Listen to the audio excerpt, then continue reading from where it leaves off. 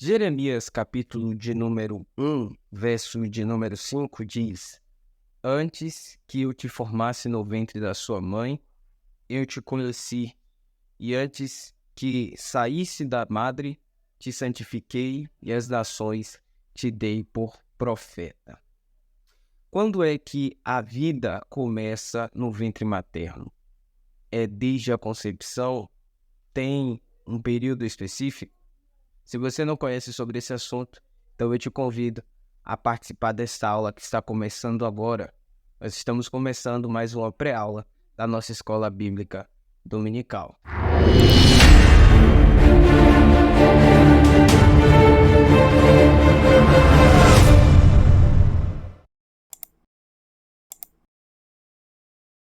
Paz do Senhor Jesus, irmãos! Aqui quem vos fala é o irmão Carlos Filho.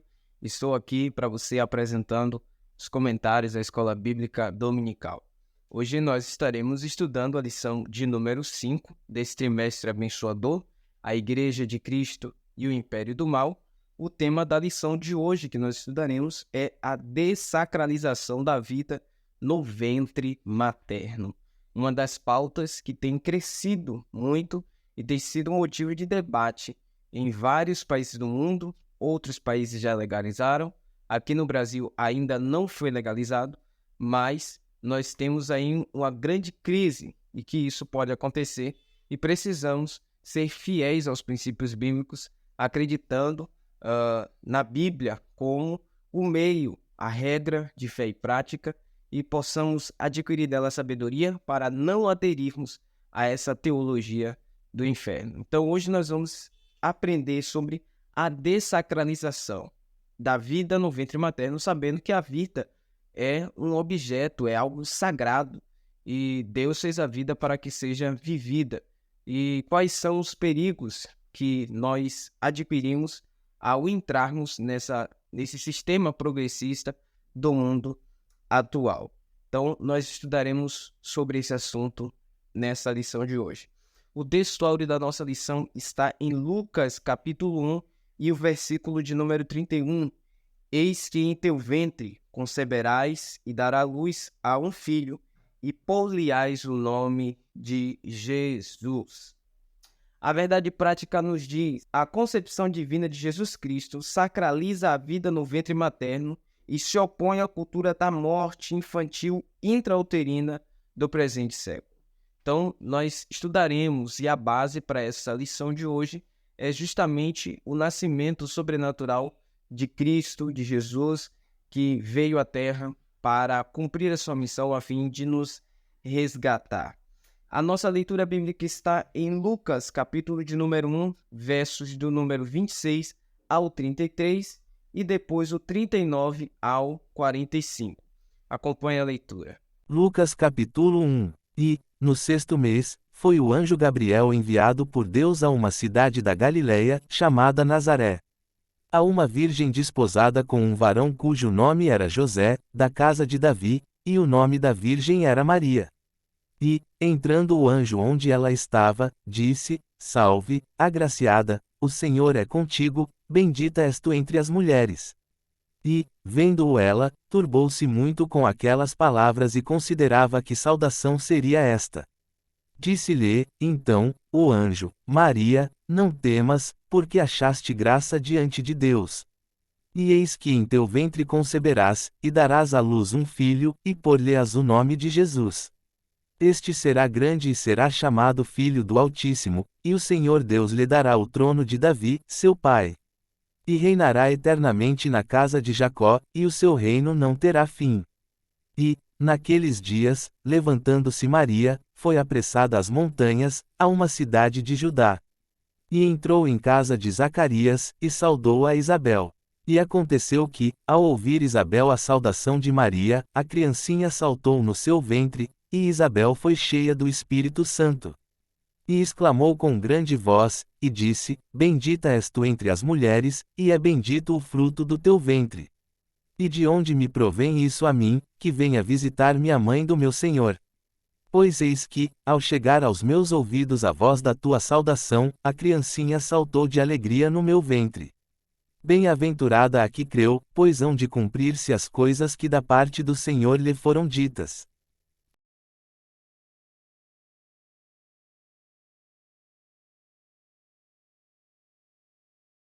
Um dos desdobramentos da filosofia pós-moderna tem como objetivo destruir os valores absolutos que regem a humanidade. Dentre eles está a dessacralização da vida, como aborto, eutanásia e vários outros tipos de situações que enquadram essa dessacralização. Portanto, a Bíblia nos dá várias bases para defendermos o pensamento do Criador. Precisamos entender que a nossa visão de mundo como cristão tem que ser a base dos olhos do Criador e não a base dos olhos da criatura. Precisamos olhar o mundo e a sociedade com os olhos do Senhor.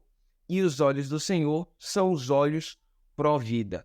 Diferentemente daquilo que as pessoas dizem, que a Bíblia e Deus têm uma linguagem de ódio, Deus, na verdade, tem uma linguagem antagônica àquilo que o mundo prega e àquilo que o mundo vive. Deus sempre foi a favor da vida. Deus nunca foi a favor do mal. Mas quando Deus coloca em escritos na sua palavra a sua defesa para a vida humana, tendo a vida como sagrada, os homens, os ímpios, veem esse Deus como Deus mau. Mas as suas obras, elas não condizem com o bem que eles falam. É como se eles falassem de piedade, mas não fizessem ela.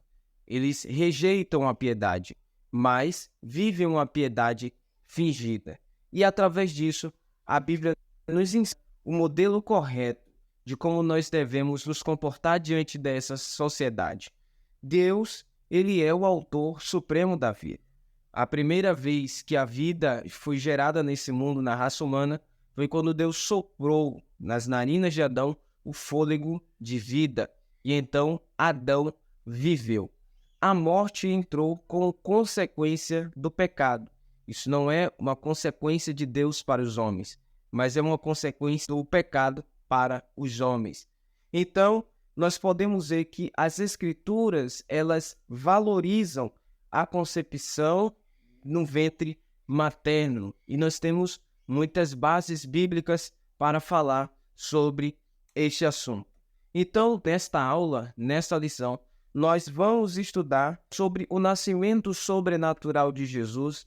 Vamos falar sobre a apologia, a ideia cultural da morte e ainda ressaltaremos o conceito de sacralidade da vida no útero materno. No primeiro ponto da lição, nós temos destacado a concepção de Cristo.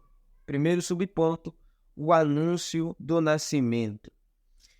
A Bíblia fala que Maria era uma virgem e ela estava desposada, ou seja, ela ainda não havia tido contato com José de forma sexual, e ela recebeu a visita do anjo do Senhor, o anjo Gabriel, que traz uma mensagem a ela, dizendo que no seu ventre ela carregaria o Filho de Deus, fruto do Espírito Santo, e que ela deveria colocar o nome desta criança, desse bebê que seria gerado em seu ventre, de Jesus, pois ele seria o enviado de Deus para redimir e restaurar o povo do Senhor, a nação de Israel. E ela indaga-lhe uma pergunta a esse anjo, dizendo: como isso será feito, porque eu sou uma virgem? Porém, o anjo do Senhor anuncia a esta mulher, enfatizando que o Espírito Santo desceria sobre ela e, através do seu ventre, ela seria como uma barriga de aluguel para que este menino Jesus fosse gerado.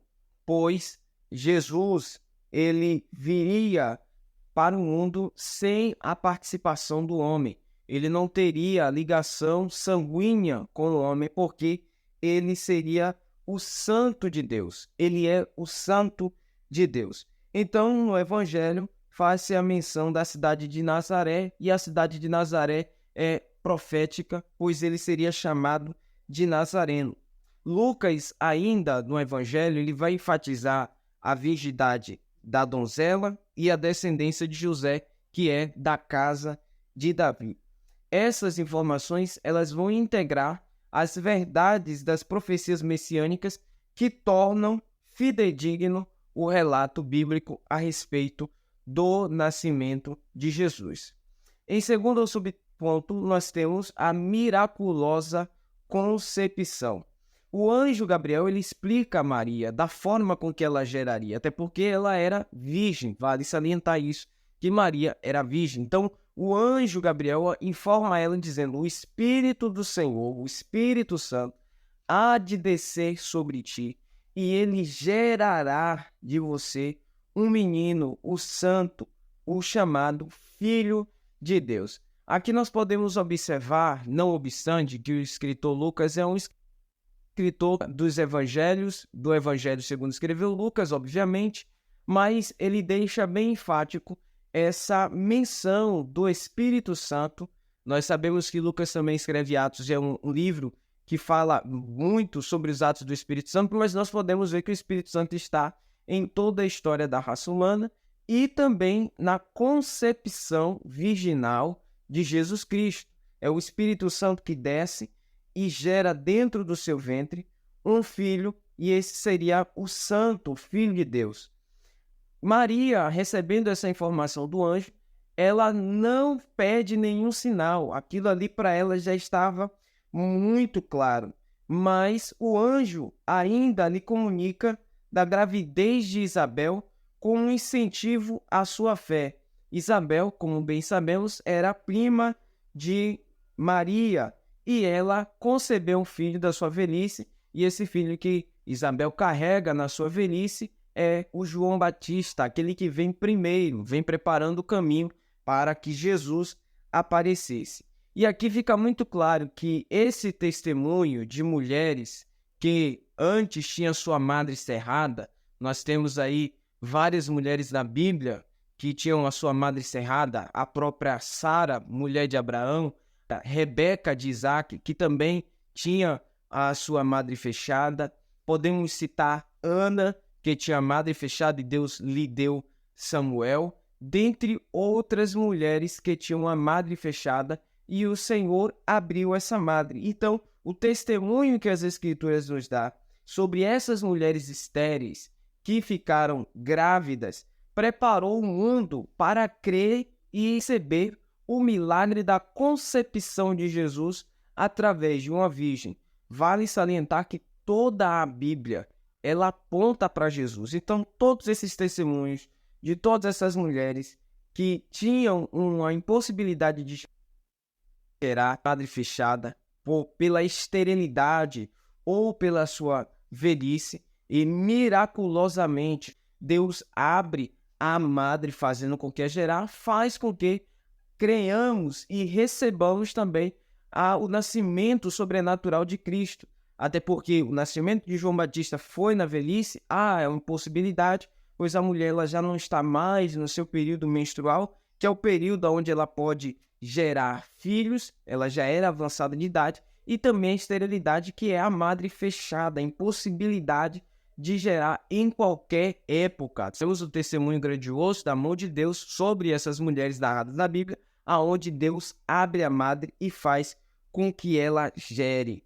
A respeito dessa realidade, o anjo endossa ao se referir à gestação de Isabel: este é o 6º mês para aquela que é chamada estéril, ou seja, enfatizando para Maria que aquilo ali era um milagre da parte de Deus, porque já haviam 6 meses de gestação na vida de Isabel. Isabel já estava gestante há 6 meses, já era o 6º mês que ela carregava um filho, uma mulher que pela sua idade era improvável ter um filho, ou seja, trazendo a ênfase de que era uma concepção também sobrenatural, porque Deus havia permitido abrir a madre para que ela pudesse gerar. Precisamos entender que Deus é um Deus que ele é grande, ele é eterno, ele é o poder e ele age de forma sobrenatural, algo que para o homem possa ser incompreensível. E o próprio Lucas, ele narra para nós dizendo que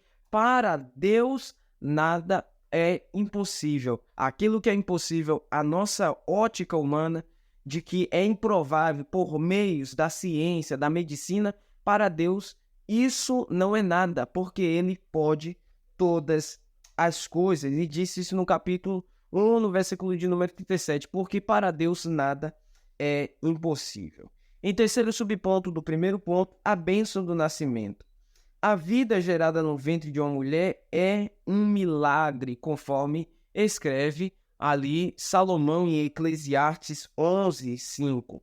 Pois Deus dotou o ser humano com a dádiva da procriação. Foi essa a ordenança que Deus deu aos homens: crescei, multiplicai e encher. Quantitativo. A terra era grande, a terra era imensa, e ele diz: procriem, encham, reproduzam-se, façam a terra ser povoada. Isso é um comando que Deus dá ao homem a fim de que a sua espécie continue em reprodução, que eles continuem se reproduzindo geração por geração. Os filhos são a recompensa, o nascimento dos filhos é uma recompensa divina para os homens.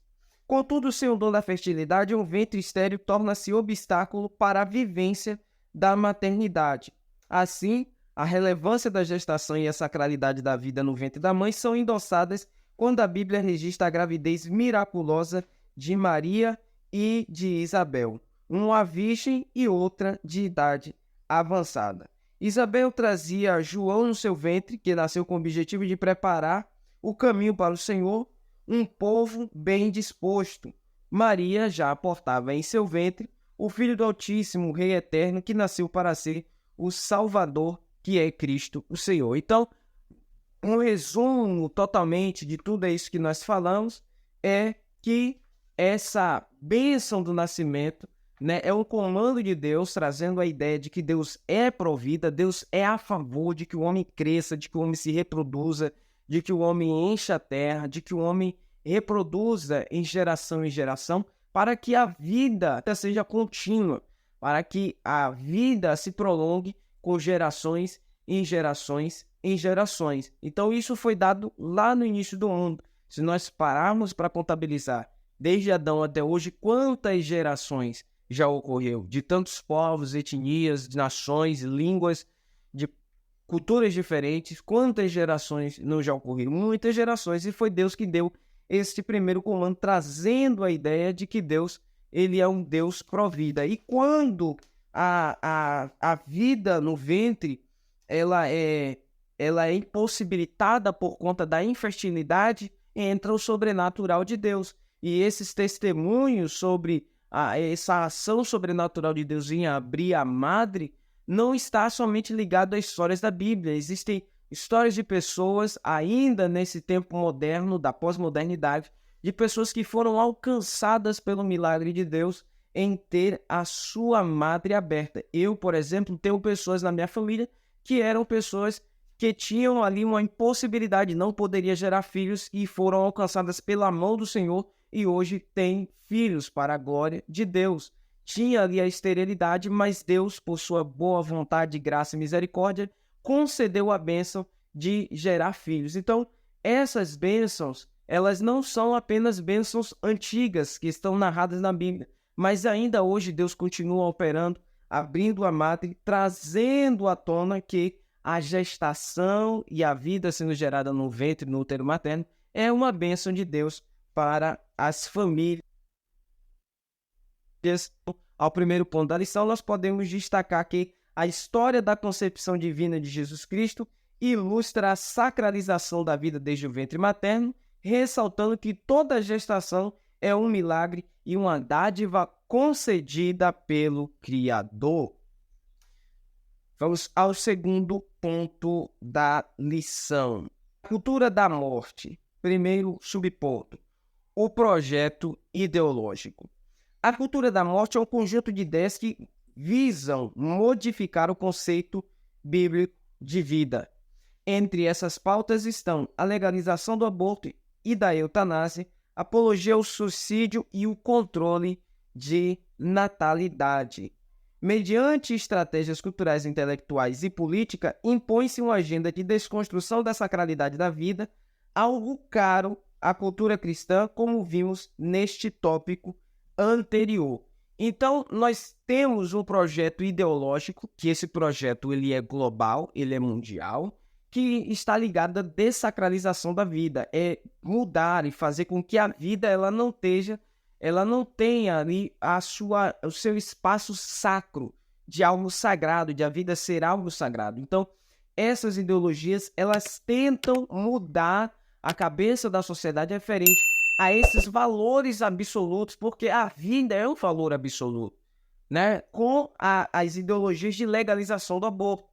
Então, eu comecei esse vídeo perguntando a você quantos meses, né? Ou qual é o período específico que há realmente a gestação. A ideia progressista, né, de legalização do aborto diz que a vida humana gerada no ventre materno, ela só pode ser considerada vida a partir de 3 meses. Antes disso é somente um feto, é um ser que está ali, é um corpo estranho, e que ele não precisa viver, só pode ser considerado a partir de 3 meses. Porém, teologicamente, a vida humana começa desde a sua concepção. É desde quando aquela substância informe está no ventre, está sendo gerada, desde a concepção, ali, biblicamente, é entendido como vida. Vale salientar e refazer novamente a exposição de Jeremias capítulo 1, versículo de número 5.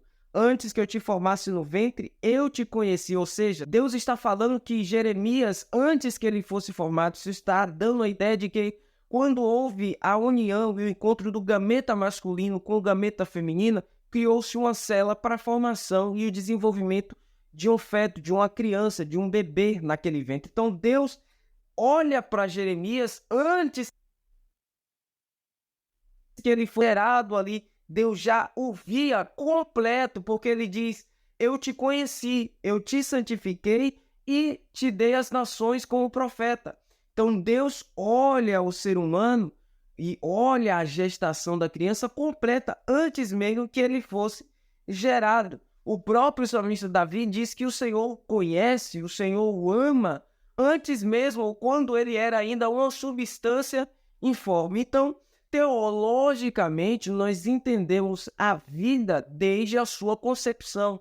Nós não entendemos que existe a partir de 1 mês, de 2 ou 3, que ali começa a ser uma vida. Nós entendemos que desde quando há o encontro desse gameta masculino com o feminino, e há ali a criação de uma célula, e começa o processo de criação, de formação daquela substância que ao final dos 9 meses vai se tornar uma criança, a partir daquele primeiro encontro, há sim a concepção da vida. Então, isso é um projeto ideológico de morte, que visa o aborto, que visa a eutanásia, que visa também o controle de natalidade, que é também ensinos contrários. E esse projeto ideológico, na nossa visão, isso é terrível, porque para nós a vida, ela é cara. A vida, ela é algo que tem um valor muito grande e esse valor não pode ser pago com dinheiro. É algo que ele tem um valor, mas não tem um preço, porque a vida em si ela é muito valiosa, que não há um preço específico que possa comprar o valor da vida. Nesse sentido, estimula-se a eugenia, que é o descarte do ser humano com alguma malformação ainda no útero, e a maternidade é depreciada a fim de que a mulher não deseje ser mãe. Então, há um projeto ideológico que visa desacralizar a vida e fazer com que a imagem da vida seja algo totalmente banal, onde se uma mãe vai gerar uma criança e que ela pode vir com alguma deformação no ventre, a ideia do projeto progressista é que a mãe abra mão e aborte essa criança, ou então implementar o desejo nas famílias para que elas não desejem ser mães, para que não tenham filho, para que não estabeleçam famílias. E é tão terrível que a sociedade de hoje não é mais pais de filhos que geraram, são pai de pets, pai que são famílias ou casais que tem um animal doméstico e aí eles se denominam pai de pets. Eles amam os animais, mas não desejam ter filho. Essa é a sociedade atual. É a sociedade que ela não tem um valor absoluto, é uma sociedade relativa, em que aquilo que é um conceito benéfico para a humanidade, para a sociedade, para que a sociedade continue em funcionamento, é em geração, porque todo dia há morte, há a taxa de mortalidade, mas é necessário que haja natalidade para que o mundo, para que o país, para que o município, a cidade, continue em desenvolvimento. Se houver um controle de natalidade e esse controle de natalidade impede que uma família gere mais de que 1 ou 2 filhos, logicamente, se morre mais pessoas, logo essa cidade ficará deserta. E esse não é o desejo de Deus. Deus não é um Deus que limita, que coloca, que controla. Ele diz: crescei, multiplicai e enchei a terra. É claro que nós precisamos defender esta ideia bíblica de que a vida é sagrada e que ela começa desde a sua concepção. O conceito de saúde reprodutiva é modificado para justificar o aborto como medida de saúde feminina.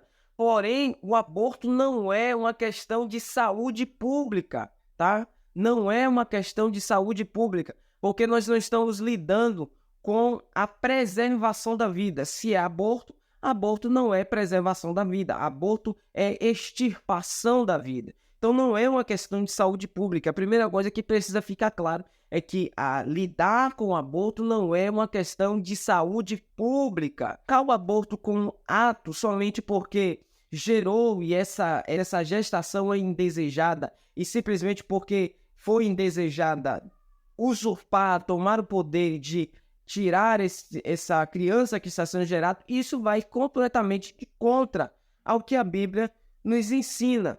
E o direito à vida no útero é substituído pelo direito incondicional da mulher sobre o próprio corpo, que por meio do aborto decreta a morte do fruto no seu ventre. Então, precisamos estar afiados com esta ideia de não seguirmos esse projeto ideológico, que é um projeto de morte, que isso nasce do coração de Satanás, principalmente quando se fala das crianças, dos bebês recém-nascidos.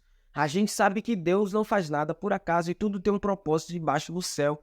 Então Deus tem um projeto para cada criança que nasce. Deus tem um propósito para cada criança que nasce. Ele disse isso a Jeremias: antes que você fosse gerado, eu já tinha um projeto, eu já tenho um projeto para você e já lhe dei esse projeto e já lhe abençoei as nações da terra lidando como profeta. Então Deus não faz nada por acaso, a vida e a gestação de cada criança não é por acaso. Você hoje existe, está me assistindo, você não está aí por acaso. Deus tem um propósito para a sua vida. Se você ainda não descobriu esse propósito, você ainda vai descobrir, mas Deus tem um propósito para cada ser humano que nasce nessa terra e não podemos tomar a posição de Deus em interromper a vida como se fôssemos senhores e que comandássemos. Nós não temos nem o poder de dar a vida, nem de tirar a vida. Só quem pode dar a vida e tirar a vida é aquele que projetou e deu aos homens a vida, aquele que soprou nos homens o fôlego de vida. Segundo subponto do segundo tópico, o direito sobre o corpo. A cultura pós-moderna insiste que é direito do ser humano exercer autonomia sobre o seu próprio corpo. Essa é a ideia de liberdade total ao controle individual sobre a constituição física e o comportamento. O slogan, entre aspas, meu corpo, minhas regras, é utilizada em defesa das liberdades sexuais e reprodutivas, bem como para a escolha de vida ou de morte.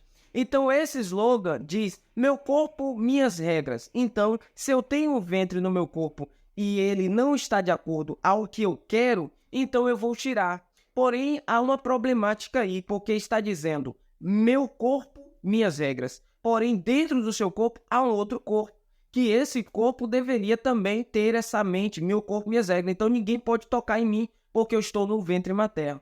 Então, trazer essa ideia de meu corpo, minhas regras, violando a liberdade de um outro corpo, é interessante, porque essa sociedade progressista fala muito sobre liberdade. E esse slogan é o slogan que eles querem trazer a ideia de liberdade. Liberdade sobre o meu corpo, liberdade sobre aquilo que eu penso, liberdade sobre aquilo que acho, mas infringe a liberdade de um corpo que está dentro do seu ventre. Muitas das vezes, essas gestações indesejadas vêm de relações sem responsabilidade, relações sexuais sem responsabilidade, sem compromisso, que resultam em uma gestação indesejada e aí querem usurpar e tomar a liberdade de violar a liberdade de um outro corpo que está sendo gerado ali, a fim de interromper a sua vida. Isso é um desrespeito à vida, é um desrespeito às Escrituras, é um desrespeito ao próprio Deus que deu a vida. Se nos colocarmos, porque eu vou ser bem enfático e não vou poupar as palavras, a sociedade pós-moderna prega muito sobre empatia, mas onde está a empatia com a criança que está sendo gerada no ventre? Onde está a empatia com aquela criança? Ela não tem sentimentos? Ela não tem vontades? Ela não tem desejos? Sim, é um bebê que está sendo gerado, tem sentimentos, tem desejos, tem vontade. Você só é essa pessoa grande, alta, que está me assistindo, bonita, porque você um dia foi um bebê. Imagine se alguém tivesse interrompido. Imagine se você hoje fosse uma grande pessoa de sucesso. Imagine se tivesse sido abortado. Imagine se as grandes evoluções que nós tivemos no mundo, na área tecnológica, precisou de pessoas para que tivesse essa mente brilhante e fizesse essas coisas. Por exemplo, você está me assistindo, você está usando a internet, mas houve alguém que criou a internet, que pensou nesse dispositivo que conectasse pessoas em todo o mundo sem precisar realmente estar um perto do outro. Mas imagine se essa pessoa que teve essa ideia de criar a internet fosse abortada. A verdade não pode violar a liberdade do outro. A vida que está sendo gerada no ventre é um outro corpo. Então já não é o próprio corpo daquele que quer tirar. Então esse slogan, meu corpo, minha regra, ele fomenta a liberdade sexual reprodutiva sem responsabilidade. É querer fazer tudo sem ter a responsabilidade. É praticar orgias sexuais, é o sexo ilícito e não tem nenhuma responsabilidade, porque o prazer está acima de tudo. Porém, nós sabemos que através da relação sexual pode vir uma gestação. E aí, quando feito sem responsabilidade, vem uma gestação indesejada. E aí, por vir essa gestação indesejada, ambos os cônjuges, por não quererem a responsabilidade de conduzir, criar essa criança, ou às vezes, muitas das vezes, não tem nem capacidade de criar essa criança, vão lá e abortam. Porém, esses darão conta a Deus pela vida que tiraram, porque se enquadra diante da Bíblia e diante de Deus como assassinos. Assassinos. A Bíblia é muito enfática sobre isso. Nessa percepção estão os, entre aspas, direitos à prostituição, ao aborto, à eutanásia, ao suicídio e a outros. Qualquer opinião contrária é considerada violação da liberdade humana. Nesse quesito, as Escrituras asseveram que o corpo deve ser nutrido e respeitado. O corpo humano, ele é inviolável. Ele deve ser respeitado. E por mais que estivermos gerando outra pessoa dentro do nosso ventre, precisamos lembrar que aquela criança, aquele ser que está sendo gerado dentro do ventre, ele também tem a sua liberdade e precisa ser inviolável a sua liberdade. Embora livre, o ser humano não tem direito de profanar o seu corpo, e que a vida só tem sentido quando ela está sob o domínio de Cristo. Então, o homem não tem esse direito, o homem não tem esse poder. Esse poder somente cabe a Deus. Mas nós, como igreja, precisamos ter consciência, precisamos ter a mente de Cristo e examinar as Escrituras para que esse conceito não entre dentro de nós. Até o casal cristão precisa se relacionar e precisam ter responsabilidade para que depois, quando algo indesejado acontecer, não venham tomar essas posições, porque isso fere diretamente ao nosso Deus, a Cristo e a sua palavra. Deixamos isso bem claro. O cristão não pode ser abortista. O cristão não pode ser em defesa da morte, nós somos defesa da vida. E deixa eu falar bem claro, em alto e bom som, porque tem alguns cristãos aí também que eles são contrários à palavra de Deus quando eles abrem a boca dizendo que bandido bom é bandido morto. Não, a Bíblia não prega isso. Havia um bandido do lado da cruz e ele se arrependeu, confessou seus pecados. Jesus diz: hoje mesmo você estará comigo no paraíso. Bandido bom é um bandido lavado, remido no sangue do Cordeiro, pronto para ir morar no céu. Nós não somos a favor da morte, em nenhuma hipótese. Em nenhuma hipótese. O cristão pode ser a favor da morte. O cristão é a favor da vida, tá? O cristão, vou repetir novamente, o cristão é a favor da vida. Nem aborto, nem eutanásia, nem assassinato, nem homicídio, nem suicídio. O cristão não pode pregar, não pode desejar e não pode compactuar com essas ideologias e esse plano ideológico de Satanás, que é o plano de morte. Terceiro, a prática do aborto. O aborto é a interrupção do nascimento por meio da morte do embrião ou do feto. É ato de descontinuar a gestação do ser vivo. O termo gestação vem do latim gestatione, que se refere ao tempo em que o embrião fica no útero, desde a concepção até o nascimento. Nesse caso, o aborto pode ser não intencional ou provocado no período da gestação, ou seja, quando acontece algum problema com a mãe e vem a ocorrer ali um aborto não intencional, ou, como já citei o fato, se a gravidez põe em risco a vida da mãe. Aí sim, é um aborto não intencional, não há o desejo da mãe de arrancar e tirar aquele bebê, aquela criança que está sendo gerada no ventre, mas por uma questão de preservação da sua vida, essa gravidez precisa ser interrompida. Ou quando há um aborto intencional, por exemplo, a mãe não sabe que está gestante, tomou algum medicamento e aquele medicamento ele é abortivo, mas ela não tinha ciência da gravidez e acaba que a gravidez é interrompida por inocência. Isso é um aborto indesejado. É claro que não vai entrar nesse quesito, mas aquele que é feito intencional, sabendo da gestação, que há dentro do seu ventre a formação de uma criança, de um feto, e há a intenção de retirar, de interromper, isso já é caracterizado na Bíblia como assassinato, tá? É um aborto feito intencionalmente. Na lei mosaica, na lei de Moisés, provocar a interrupção da gravidez da mulher era um ato criminoso, era visto como um ato criminoso, era atentar contra a vida. No sexto mandamento, o homem é proibido de matar, o que significa não assassinar. Quando a lei de Deus diz lá no 10 mandamentos, não matarás, o termo ele quer dizer não assassinarás. Esse termo não matarás não está falando em matar em legítima defesa, mas está falando em um desejo planejado, arquitetado de tirar a vida do próximo, de tirar a vida de uma pessoa. Isso é o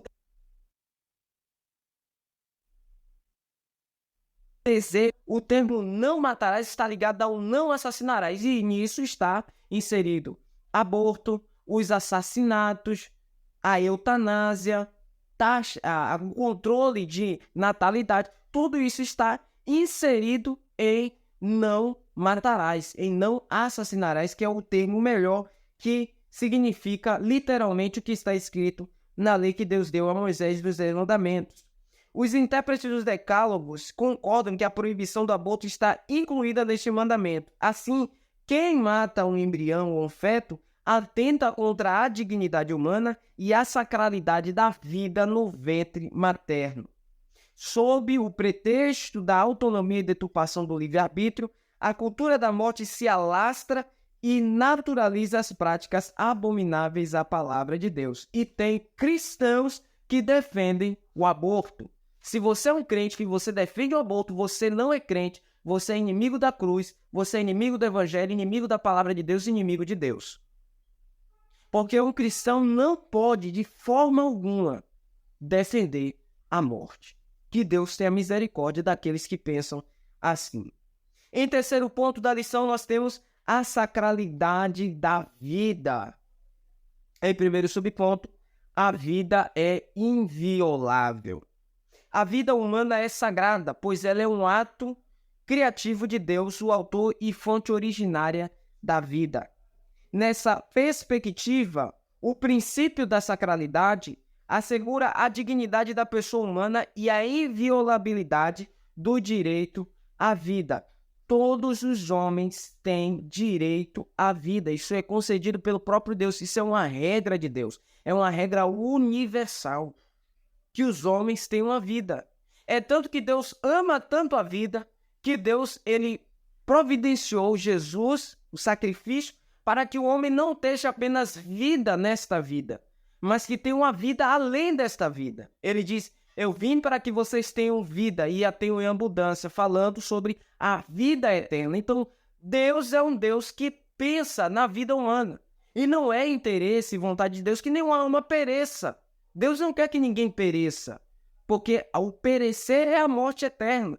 Mas Deus veio para dar vida gratuitamente. Ele dá em abundância àqueles que querem se submeter à sua vontade e arrepender-se dos seus pecados para uma transformação de vida. Então, a vida é inviolável. Portanto, o valor da vida é absoluto e deve se sobrepor a qualquer outro direito ou interesse. Então, nenhum outro interesse está acima da vida.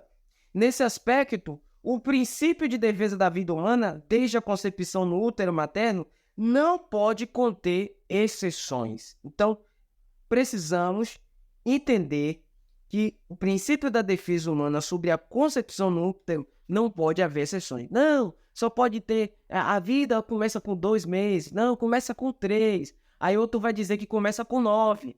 Aí outro vai dizer que no dia da gestação pode matar. Não, não tem exceções. A partir da concepção, seguindo a teologia bíblica, desde a concepção, ali começa a vida. A vida começa ali. Nós temos a base bíblica para isso. Em uma sociedade secularizada, o cristão precisa tomar cuidado com o relativismo. O que é o relativismo?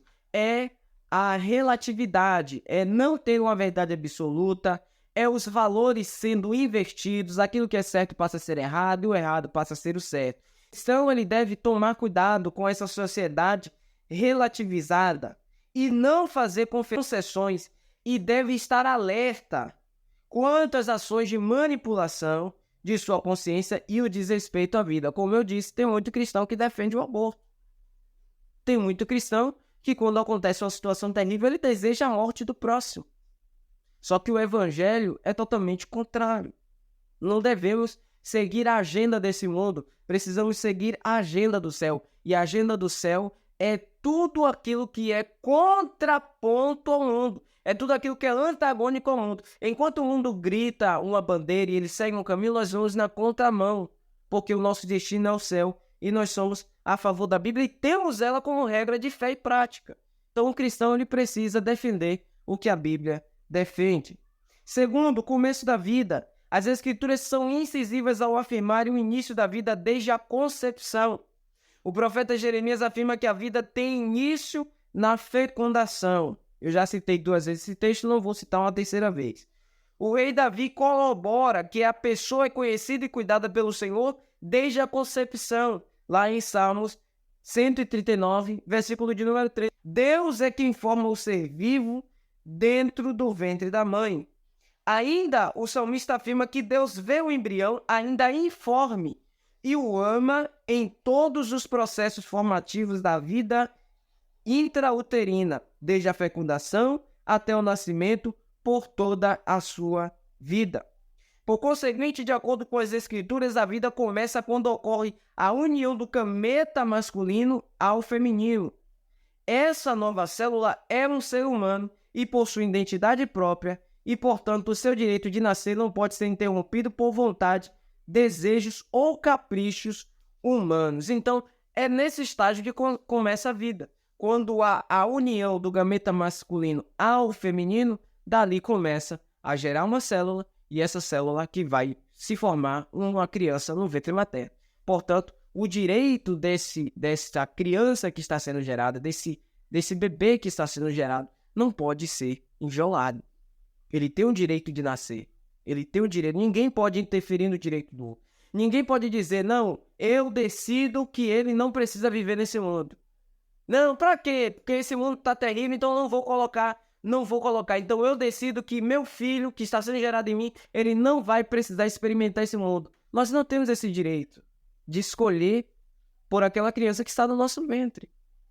Não temos esse direito, não temos esse direito, não temos esse direito. Esse direito só cabe a Deus. Terceiro, a posição cristã. A igreja que mantém o princípio teológico da autoridade bíblica defende a dignidade e a inviolabilidade da vida desde a sua concepção. Ensina que a vida humana é sagrada em todas as etapas do desenvolvimento da vida e que não pode ser violada por nenhum tipo de cultura. Ratifica que toda ideologia que seculariza os princípios bíblicos deve ser combatida. E quando nós tratamos sobre a dessacralização da vida, falamos muito sobre aborto, mas também tem a eutanásia. Que a eutanásia é a ideia de que não se pode manter alguém vegetando no hospital com uma doença degenerativa, tais como câncer, AIDS e outras doenças. Então, é oportunizado até mesmo por desejo da medicina ou até mesmo por desejo de algum parente em pôr um ponto final na vida daquela pessoa que está vegetando no hospital. E ali é utilizado ali remédios, né?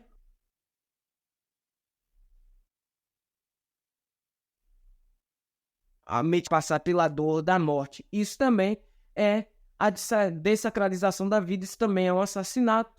Porque a pessoa que está ali, por mais que ela esteja vegetando, ela não teve direito de escolha. Alguém decidiu por ela que ela deveria ficar viva ou ela deveria morrer. Então, isso é muito terrível, tá? Muito terrível, e nós cristãos precisamos entender que essa visão não é uma visão bíblica. As Sagradas Escrituras, elas defendem a dignidade humana e a inviolabilidade da vida desde a sua concepção, tal como a Igreja de Cristo deve fazer. Precisamos entender que a gestação e a procriação do ser humano são bênçãos. Deus idealizou isso quando criou o homem do pó da terra. E a preservação da vida ela deve ser inviolável, sem exceções. Devemos, como igreja, fugir da agenda do mundo, seguir a agenda da Bíblia. Porque o mundo, a cada dia mais, se afunda nos seus desejos, prazeres e pecados. Mas a igreja que olha para o céu e tem a Bíblia como sua regra de fé, se desvencilhará dessas ideologias, continuará preservando a vida que Deus deu, e nisso pregamos, e nisso andamos, e continuaremos a pregar que Deus é a favor da vida, que a igreja é a favor da vida. Se você chegou até aqui, Deus te abençoe por ter acompanhado até o final da aula. Não se esqueça de se inscrever no canal, ativar as notificações, deixar teu like, teu comentário e compartilhar com os seus amigos. Eu te espero na próxima aula.